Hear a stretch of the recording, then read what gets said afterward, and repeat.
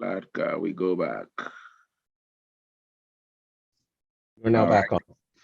Okay, thank you so much. So we will go to reports now.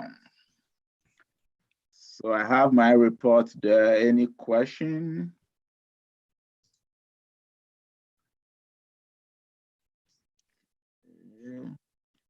I recognize no hand. Okay. We will go to Mr. Bouchard, Superintendent report. Thank you, Mr. Chair. Are there any questions?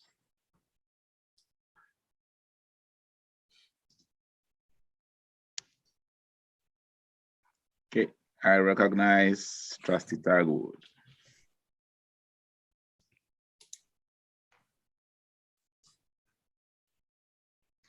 You are muted. Sorry about that. I noticed you talked about the protests. I'm just wondering, as far as the school division with our 12 schools, did we have a lot of protests outside of our school? Is it just the one that one of the trustees talked about this morning with the horn honking, or was there more that I don't know about? Yeah, there's been 3 protest sites. Okay. I also noticed in number 3, you mentioned attending 2021 education. Did you mean 2022? Do you mean the one we just had?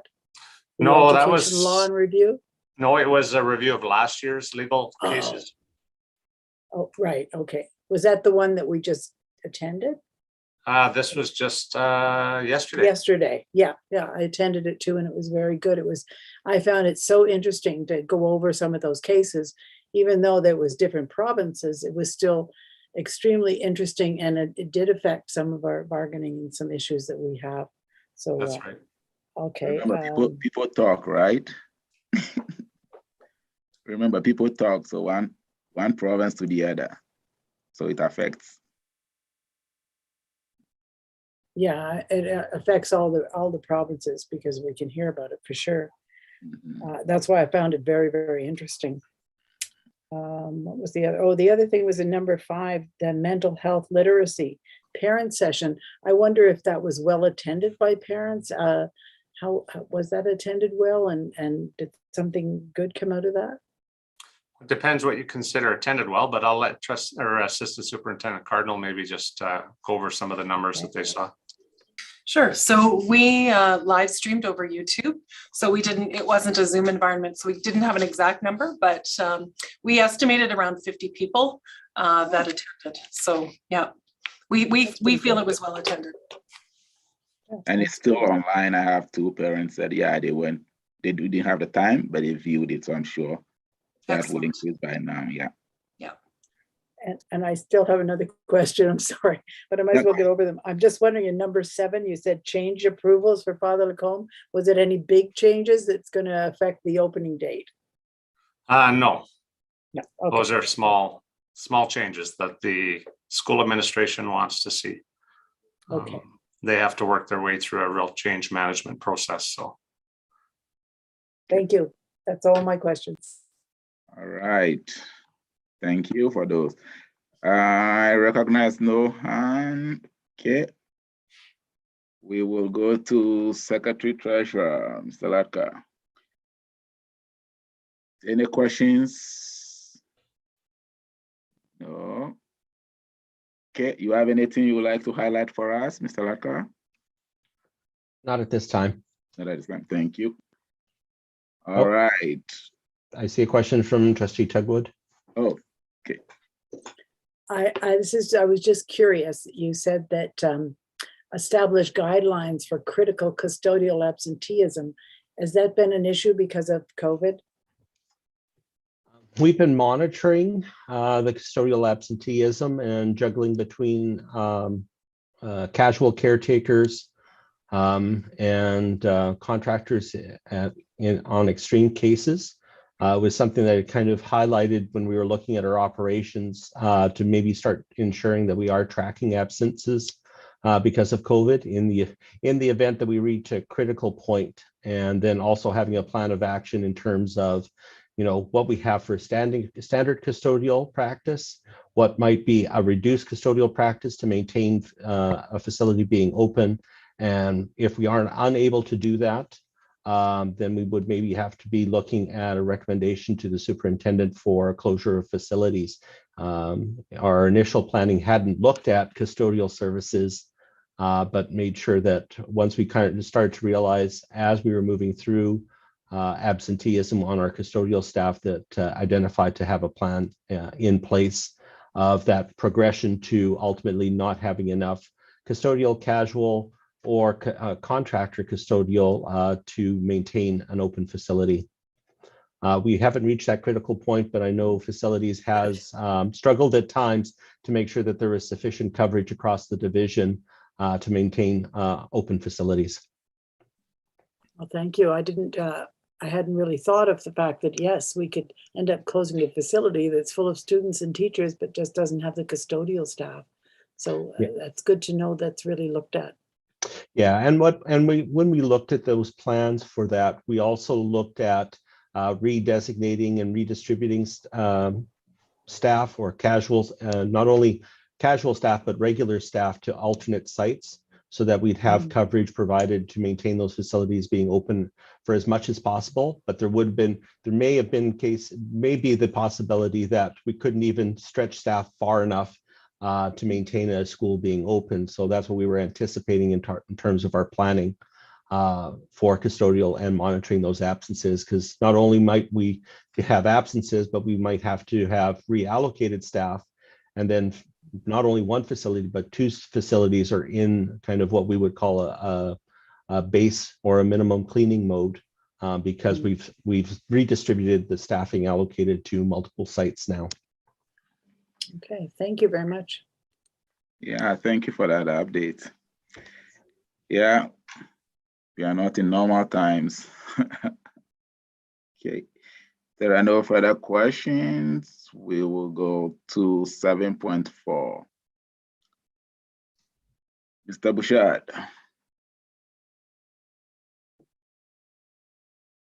Okay. Are there any questions?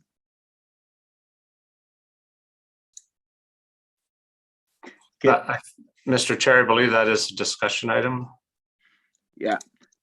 So that is our capital, the summary of our capital plan.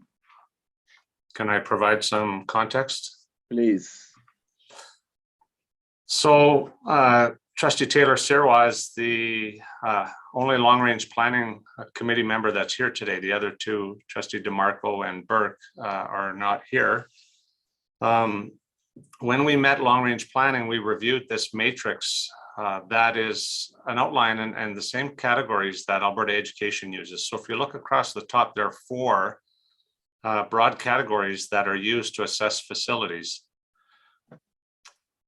As a long-range planning, we reviewed each of those criteria, and we had some discussion and felt that there needed to be some discussion as a board regarding the recommended rankings for the third and fourth place, or ordinals, I guess I would say, specifically between Christ the King and Sacred Heart.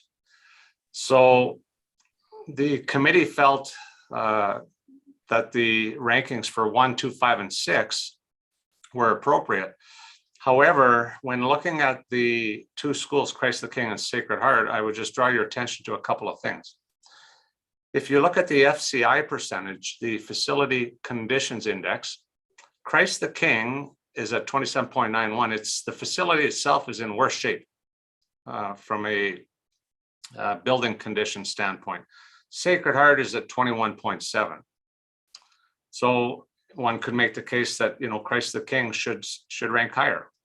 When you look at capacity, Sacred Heart is at a much higher capacity than Christ the King. So you could make the case that Sacred Heart should receive a higher ranking.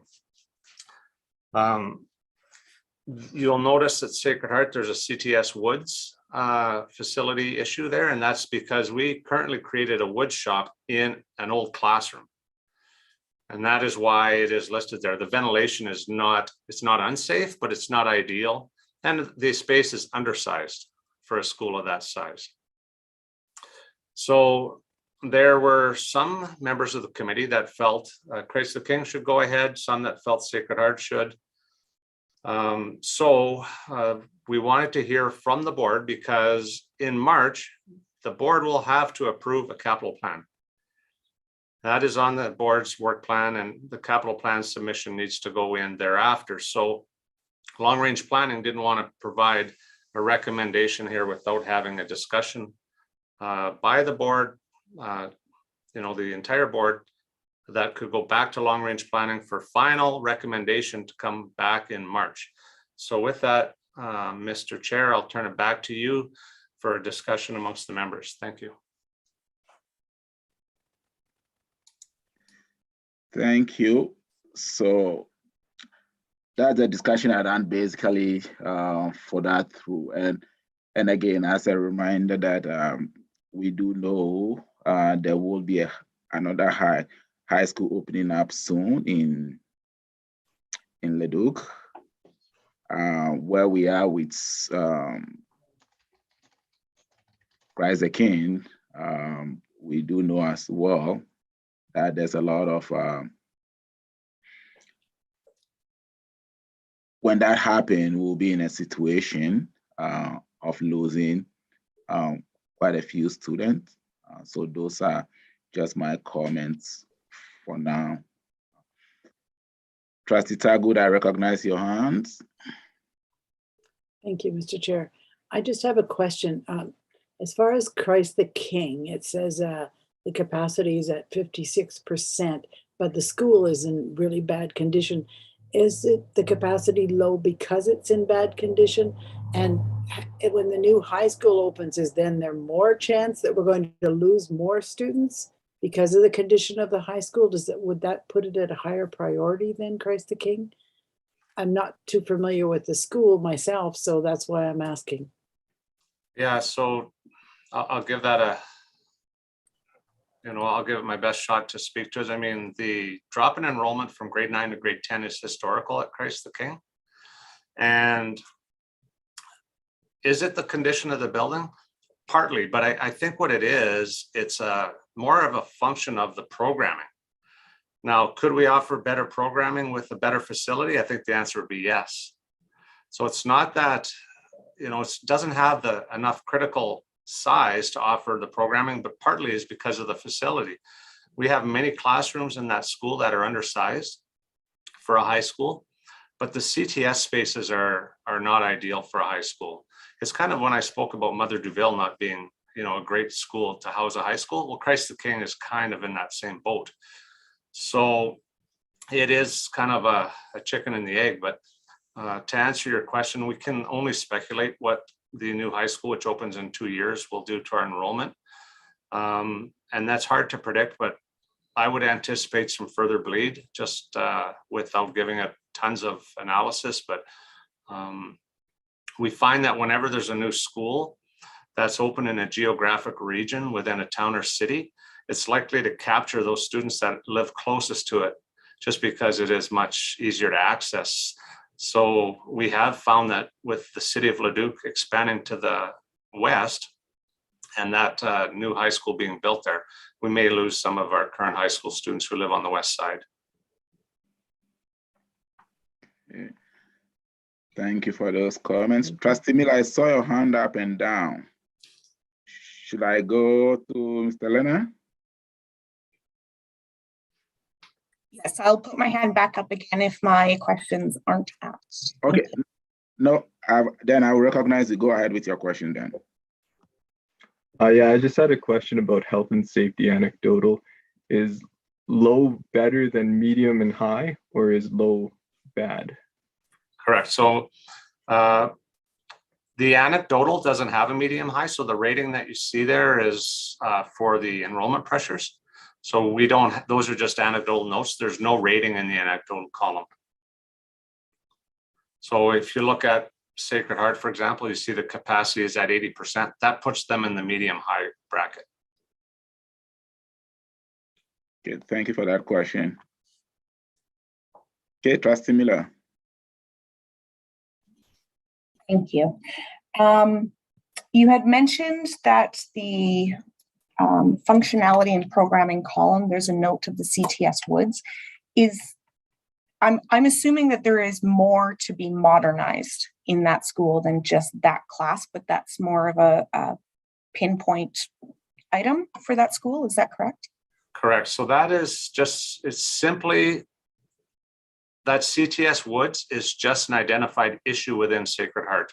So both of those buildings do have, you know, modernization needs across the entire envelope of that building.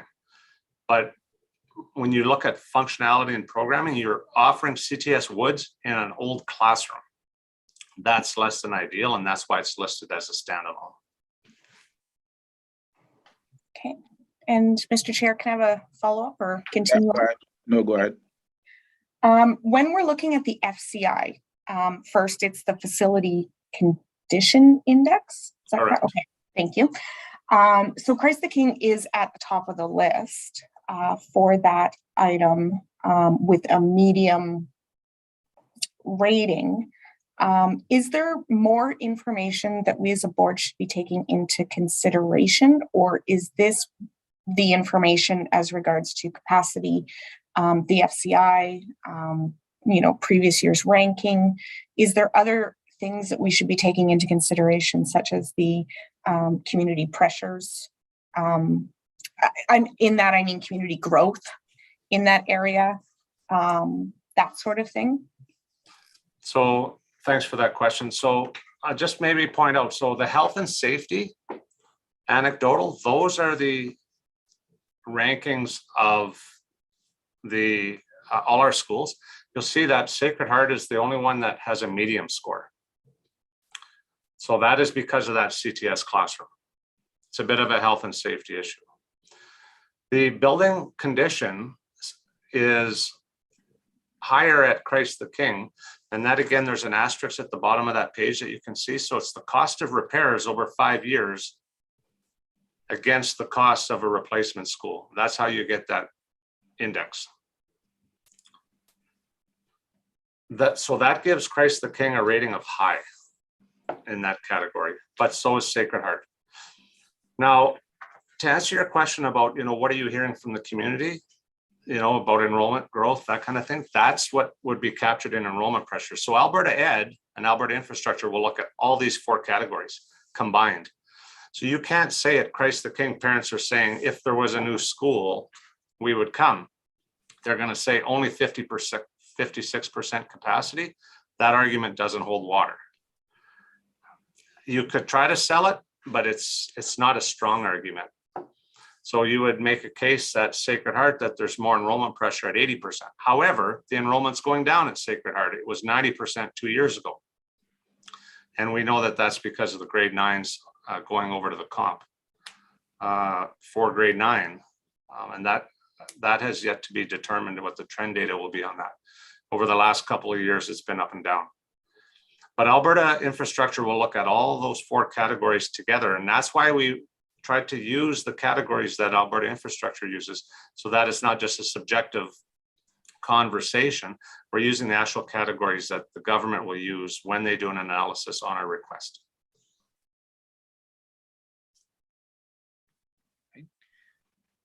That, okay, do I see your hand? You have a follow-up question? Yes. Hoping it's the last one for this. If that, I don't know how to ask this question, if the wood shop classroom was removed, or that program was removed from that school, I'm not suggesting that it should be, would that change the rating of Sacred Heart overall? Well, it would change the rating in the health and safety column from a medium to a low. Right, that's the CTS Woods only has an impact on that health and safety right now. Functionality and programming, there's functionality and programming needs at both sites. Both schools. So I guess what I'm asking, Mr. Chair, again, I'm happy to take any other questions, but you know, please, we're looking for the board to give long-range planning, kind of some thoughts, because we have to bring back a recommendation. And Trustee Taylor, Sirwa, and myself will have to convey this to long-range planning at our next meeting. Okay. So, fellow trustees, the question is, right, as we all do know, and there's a history with Sacred Heart there, before Star became Star, Sacred Heart is one of the oldest schools, right? There's no high school. And that has been pushed in the last 4 years, recognizing the community need and the need of the Catholic ratepayers, right? As again, we know the situation at Christ the King, where we are with it and the growth around there, and some of the high needs that is not making it, how do we put that, for programming and for the business in which we are to support student learning and all of that, right? Anticipating a new school in the area as well. All that being said, I do know and recognize as the trustee for my area here, it's a tough one, but I will leave it to the board and the will of the board simply because before the new board have come on, I've always stated, if we have planned or keep planning very well, we should be mindful that, yeah, we need high school in all our 6 jurisdictions to make it whole, because we cannot always be having half the faith to our students. If we can have a full to the high school, we give them the best of the opportunities as they enter into the world. Okay, so I would leave it as such, but open it up. What are your will? It just needs to flip 3 and 4, 4 and 3. So we can give long range some direction. Okay, so any final comment before I ask? Who all want to see the switch between Sacred Heart and CTK as is? Based on, I'm not sure what you mean, Henry. What do you mean the switch? I don't know. The switch, okay. All we needed is Sacred Heart is at a 3rd in the ranking. CTK is 4. Based on what we've heard and the needs, do we want Sacred Heart to remain at 3? Or do we want Sacred Heart to move down to 4 and have Christ the King move up? Right, because that's the only direction to give before we get it back in March and approve it. Okay, I recognize your hand, Trustee Taylor Sirwa. Mr. Chair, I was just going to say, can we put that on the screen so we can all look at it together? Oh, you want on? Okay, sure. Sorry. Thank you. Mr. Latka, yeah. Okay. So we're talking about, yeah, 3 and 4 there. No, that's large enough, yeah.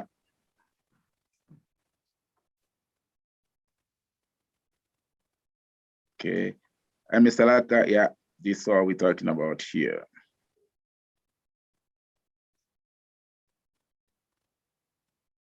Okay, Trustee Miller, I recognize your hand again. Thank you. I'm just trying to gather as much information to be able to make the right decision. This seems to be a hard one because it's not cut and dry with the numbers. So last year, the 2021 ranking had Sacred Heart at 3, Christ the King at 4. Were the numbers, or do you have this information at hand to be able to share with us, but have the numbers changed from last year to what we see this year, or are they the same as they were presented in 2021? Has there been any change in the numbers from 2021 to what we're being presented today. If I'm In those- correct, it Oh. was sorry? I was just going to answer that question if you'd like. Yeah, go ahead. Okay. So the only change, I mean, the facility condition index changes every year. Now, the reason why that is because the facilities department uses monies from, IMR, infrastructure maintenance renewal, to do projects as well as CMR. So those kind of things do change from time to time. So if you look at those numbers from last year, the Christ the King was 25.19 and Sacred Heart was 17.97. So they've both gone up a little bit. But the biggest change is that Sacred Heart's enrollment is continually declining. So last year was 81%, the year before it was 89%. So we're seeing a negative trend of enrollment. Again, it's simply because of the grade 9s. The rest of the school's enrollment is holding. What I will mention too, Trustee Miller, is Mr. Locke, if you could scroll to the second page, please.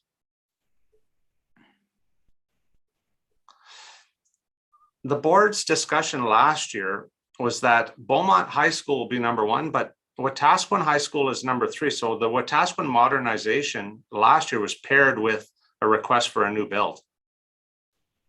So that's why it went to that's why it was ranked number 3 last year. So it wasn't just we wanted to modernize Wetaskiwin Sacred Heart. We wanted to also put some additional space on there to have a high school.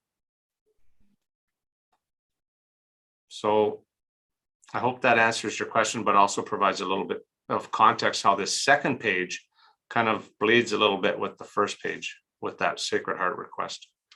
So as the chair has mentioned, the community of Wetaskiwin has advocated and the parents have advocated for a high school in Wetaskiwin. So that was the kind of another factor why I believe it was ranked ahead of Christ the King last year.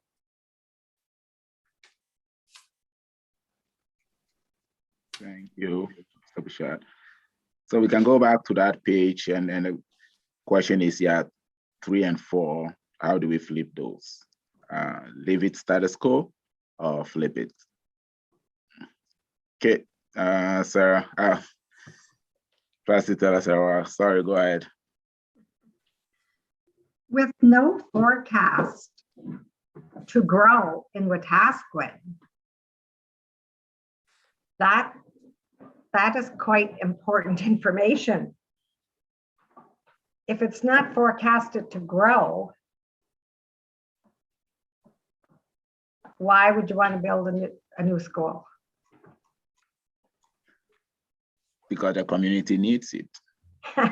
Despite the growth or not, like I alluded to, that's the oldest school within the Star family. And that was missed and left, right? When we formed in Lacombe, formed in Beaumont, right? CTK has been the designated school, but along the line, like I said, why do we shortchange ourselves when we can give the full scope of Catholic education from K to 12, right? But again, I would leave that to the board to make this decision, and we have to start thinking about we need to grow all our communities equally, despite the population growth or not. But we all do know as well, government as is, based on the criteria that they looked at, Alberta Ed looked at in awarding these schools and all of that, it becomes a little bit problematic as well, right? Because they needed a growth to fill the schools and not to build empty buildings. Okay, so let's do this. What's the will of the board? Leave it status quo or flip 3 and 2?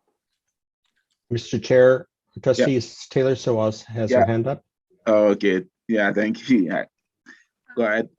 Sure, I was just going to say, yeah, I understand what you're saying, Henry, and yes, I guess Wetaskiwin deserves a school as much as any other community. Yeah. Okay, so what will be your will? I'll just go to each trustee there. Okay, Trustee Miller for K. If you can give me your final points, Trustee Miller, go ahead. Oh, No, I was going to make a suggestion, but if you're going to do a round table on that, I will wait my turn. Thank you. okay. So, Trustee De La Sarwa, what do you want? 3 and 2? Who do you want to be the number 3? So what you're asking, do I want Christ the King or Sacred Heart? Yes.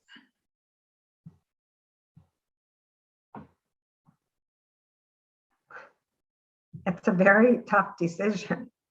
Yeah, which has to be made. That's what you paid for.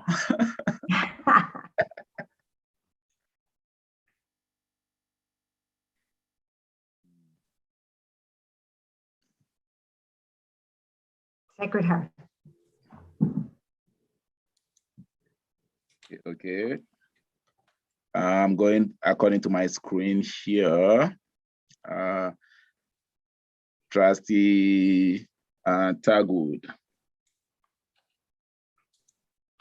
Okay, I would vote to leave Sacred Heart as number 3 and Christ the King as number 4. I didn't think number 2 had anything to do with this. No, we just, the 2 and 3 is what we are, Just, you mean 3 and 4? 3 and 4. Okay, because you said 2. So I would say Sacred Heart is number 3, Christ the King is number 4, the same as last year. Trustee Miller.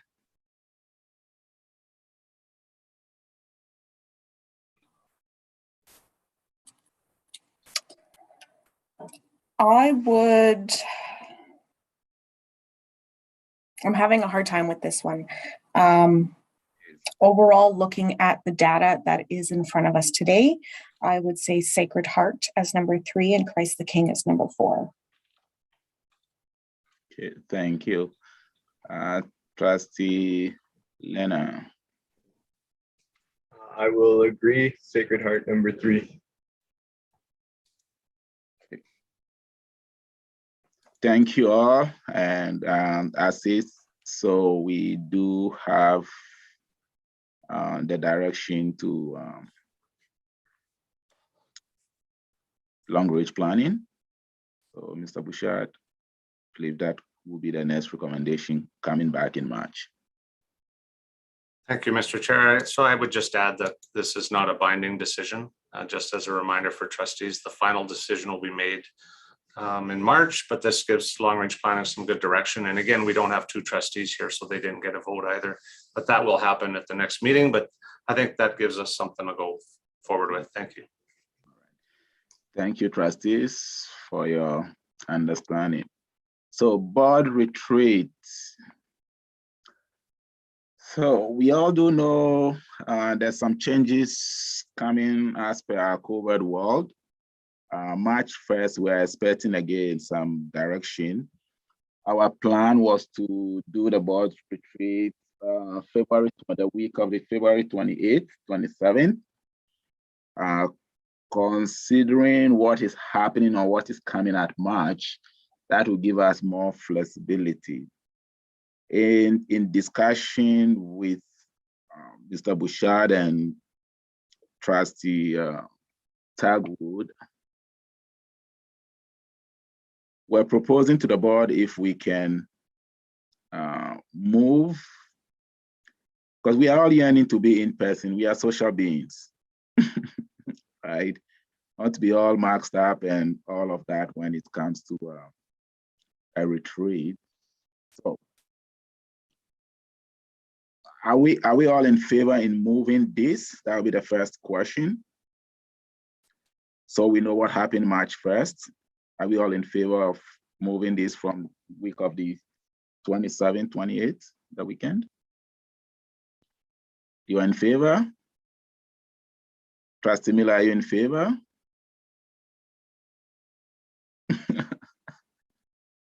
No, think about it, I'll be back. Trustee Lynn? I'm in agreement with the premise because of the want. I think some plans have been changed and moved around personally for some, and it might throw a wrench into some things, and it kind of depends what date you're looking for in March, but. Okay, so hold our thoughts. I'll bring some follow-up dates. Trustee Salasarawa, what do you think? Well, I thought we were having it 27th and 28th of February. Yes, but in terms of the current COVID restrictions, right? It's not going to be the most ideal. We know some more changes are coming March 1st, right? So then we are hoping the March 1st changes will bring some more flexibility to the gathering.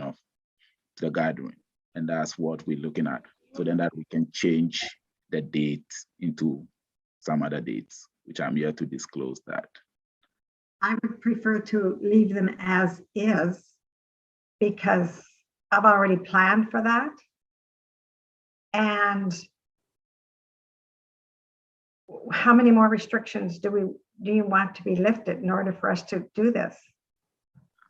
Now we don't know. Just hold that thought. We'll come back to it. Trustee Lena, what's your thoughts? Yeah, I would lean towards leaving it where it's at, February 27th, 28th. Leaving it. Okay, Trustee Tagwood. And we, as far as I can see, we would be going against the current restrictions, which I do not think we should go if we meet in person. And I really am not looking forward to a virtual retreat. So I would have to say I'm willing to change it if the only option is a virtual retreat the end of February. I would rather have an in-person retreat, even if it was March or even April. Okay, and again, yeah, when we did plan for this 27, 28, it was again in the hope of having, having this in person, right? Because we know the current restriction wasn't allowing that, but we're hoping, and that change hadn't come. But now with everything that is happening, we know very well March 1st is going to bring some substantial changes to the guidance. Okay, so I see two wanting same, myself and Dawn, thinking if that is changeable, and Donna there. The dates, so the proposed dates, oh, sorry. Did I see your hand up? Trustee Taylor Saras had her hand up. Yeah. I had it down, but since you called on me, the 27th and 28th, it can be in person. We just have to be distanced and wear a mask. Right? And all of that, yes. Mr. Chair, that's not correct. The restriction is that workplace social gatherings are prohibited. Okay, I stand corrected. Workplace. That wasn't the guidance in the workplace, but like you said, yeah, I stand corrected. That guidance is changing. So here are the dates that we are proposing based on availability at March 20th and 21st. Right, March 20th and 21st. And then we have April 10th and 11th. April 24th and 25th. May 15th and 16th. Which to me, that's way too far. All right. So, Hey, Mr. Chair, can you repeat the April dates again? April 10th and 11th, the 24th and the 25th. and then May 16th and 17th. And then March 20th and the 21st. Oh, thank you, Mr. Bouchard. Yeah.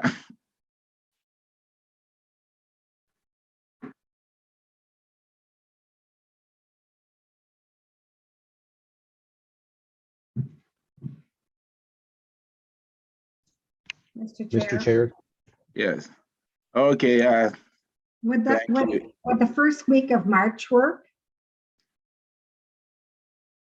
The first week of March. I'm not. Mr. Bouchard, when who was in contact with them? Mr. Chair, the dates that I put in the chat are the only ones available that work between the hotel, myself, and Claire. So there's anything else that's not there doesn't work. Okay. Thank you. Liz, I know you will be on holidays. Is that the dates you are gone? The March? I'm gone the April 18th and back the 23rd. Oh, the 18th. Oh, in April. Okay. I recognize Trustee Targood. Go ahead. I wondered if anyone had any concerns about having this during Lent. I'm okay with it, but I wondered if anyone else did have any concerns. I don't. Okay. How about Trustee Miller? I recognize your hand. Thank you. I was just going to say I would prefer March 20th and 21st. However, I would kind of put the caveat on it that we are missing 2 trustees today, and that we check in with them to make sure those dates work for them, or what the board decides today as far as a date works for them, and that we finalize, I guess, those dates if we're allowed via an email vote or communication outside of the meeting, just in lieu that we are missing 2 trustees, and it's, you know, a couple days before the spring break. So yeah, thank you for that reminder. Okay. I know Michael and Liz have said that leave the date as is. March is also closer. Should we look at March 20th, 21st? Would that be something favorable?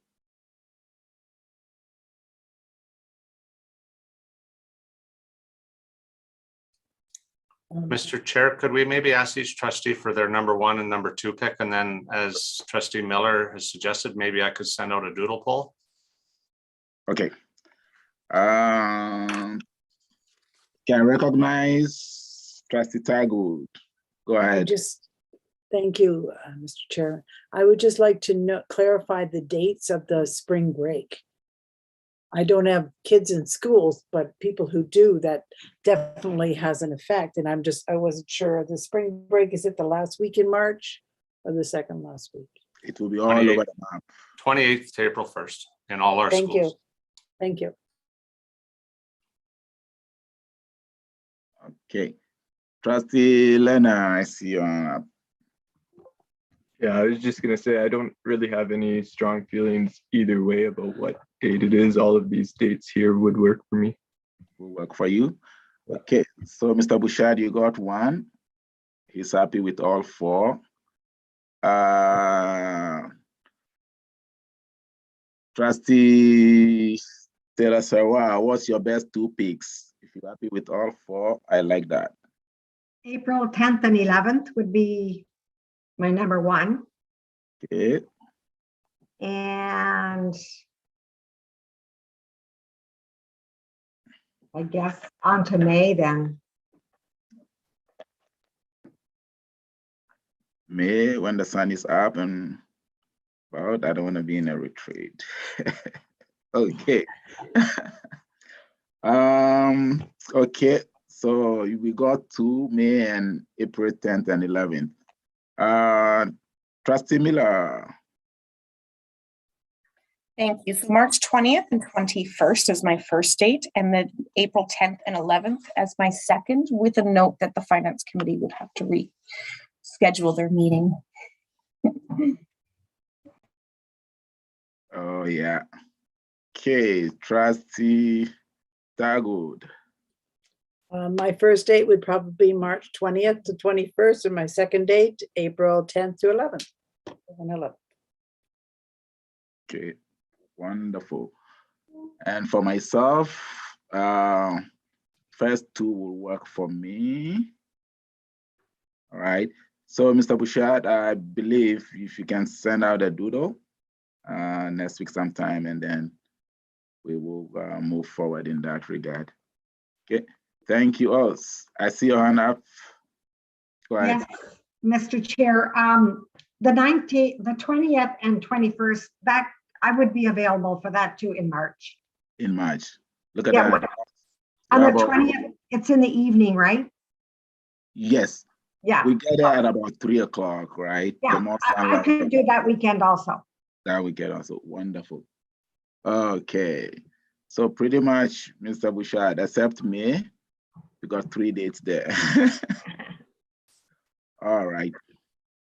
Thank you, folks. I appreciate that. So we will move to, oh, sorry, Mr. Laka. Did I hear you say something? No? No. Okay. All right. We will go to 7.3 if you're ready. Mr. Bouchard, COVID update, please. Thank you, Mr. Chair. Trustees have been brought up to speed with recent developments, both provincially and in the division. I will let trustees know that the incidences and case rates of positive COVID cases, both with students and staff, have diminished significantly over the last 3 weeks. Last week, though, there was teachers' convention, so there were only 3 days in that week, so it's not a great tell. So I will just mention that just generally, though, we are seeing a decline in the amount of cases. Regarding mask usage, feedback is that there are still a great number of students that are wearing their masks in class. We've reinforced with administration that we need to be accepting of a student's choice and what their parents and the student may have talked about. Probably the biggest problem or issue that we've encountered is that the government has said they are continuing to send the masks and the rapid tests. Now we're finding that, parents want the rapid test, they don't want the masks to continue, but so we've got boxes and boxes in some of our schools. The government has said, don't send them back, we're not going to take them. So we're kind of stuck with these masks. I don't know if maybe that should be in the board policy. It could be a fundraiser, but I don't know. Anyways, yeah, I think that's kind of the only snag or hiccup that we've run into, is just we're not sure what to do with these. We don't want them to go straight to the garbage. No. For students that aren't wearing them, we don't want to send them home with every student. But Yeah. apart from that, that's kind of all I have to update. We've made administration aware of possible moves to step 2 and step 3 that the province has announced. So everybody's kind of on par with what may come. But administrators are handling things in stride, as they have done the entire pandemic. And, they are to be commended for their flexibility in all of this. That they've just been phenomenal in pivoting and moving with the restrictions as they change. So as always, I'll be happy to answer any questions, but that's kind of a short update.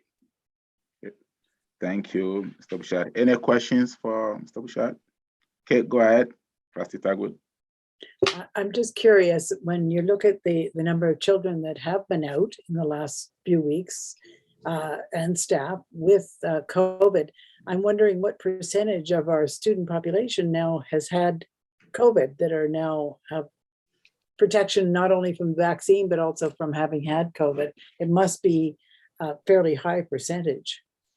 So we found that the numbers between staff and students have pretty much mirrored each other. So since the return from Christmas, that number is about 20% 20%. of staff and students have contracted COVID since the Christmas break. Wonderful. Any questions? Could I just have a follow-up question? Is this students and staff that have confirmed with a rapid test? There's probably others that didn't have the rapid test that were sick, or is that? So staff, we're definitely confident on those numbers. The Okay. Students are self-reported by families of confirmed cases. So those would be, through rapid testing. If they weren't sure, they weren't reporting. We're not reporting that as a COVID case. Okay, thank you. Right. Thank you, Mr. Bouchard. And my only comment will be, as we receive those marks and rapid tests, and you continue to distribute as is, if storage will become an issue, then I know we can have some of those discussions again, so we can get some guidance from government, even though they won't take it. But like you said, we just don't want to put that in the landfill. I'm sure they will. We can push forward with something or advocate for something, and they will have a use for it somewhere. Okay. Thank you. We will then go to 7.7. I see Mr. Bouchard. I'll leave it all to you to bring all of these procedures to our attention, please. Thank you, Mr. Chair. So in talking with policy committee, this is something that hasn't happened for a couple of years, maybe even longer, where we haven't put updated admin procedures in the board package. It is in policy, so I asked policy committee, should we start putting these back on the board agenda? And policy committee's direction to me was yes. So in this package, you see administrative procedures that have been changed or updated since August. So moving forward, we'll do it monthly. So you can see quite a few here. Again, these are just for your attention. I will not go through these monthly. You can obviously ask questions should you have any. I'd be happy to, to speak to anything that you may have questions about, but they're already passed and approved. They get approved by administration in the schools along with senior administration. So, when you see them, they're going to be already in effect with the changes that have been outlined in here. So I won't go through them. That would take too long. Yeah, sadly, I agree. And again, being mindful that these are administrative procedures, which is managed by the superintendent. Okay. If you have a look and you have a question, then okay, Trustee Miller, I see your hand up. Where do you have your question? Which number? Thank you. I just had a question about AP 407, nothing specific in it, but that it was repealed. Was there a change in board policy, or what was, I have no concern around it, just why was it repealed? Is there something else that took place of it, or? So this procedure, first off, I'm not sure why it speaks to trustees. That's the first thing, but whether it's employees or trustees, this hasn't been practiced for 10 years. So this is a procedure that's just kind of been gathering dust and hasn't been practiced. So we just repealed it. Thank you. Okay. I don't recognize any more hands. It's 3:30. I'm thinking we are almost at the end here. What's the will of the board, or what's your direction to me? Continue to finish the day off or take a 10-minute break? 10-minute break. 10-minute break. Okay. So let's take 10 minutes and come back with good news stories. Thank you.